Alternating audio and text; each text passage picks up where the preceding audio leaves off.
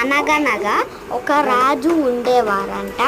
ఆ రాజుకి ఎన్నో కోట్లు ఉండేయంట. అప్పుడు ఒక ఆవిడని పెళ్ళైతే చేసేసుకుంది.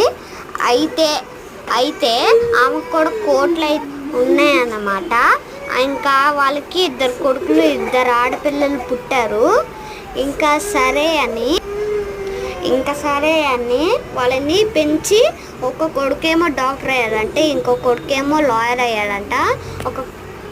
ఒక కూతురు డాక్టర్ అయిందంట, ఇంకో కూతురు ఏమో లాయర్ అయిందంట. ఆమె కూడా లాయర్ అయితే అని ఏడిసిందంట. ఇంకా సరే అని అయితే దాన్ని వాళ్ళ నలుగురిని చేర్చారన్నమాట. ఇంకైతే వాళ్ళ నలుగురు పాస్ అయ్యి ఇంకా చాలా కోట్లు సంపాదించారు. ఇంకా స్టోరీ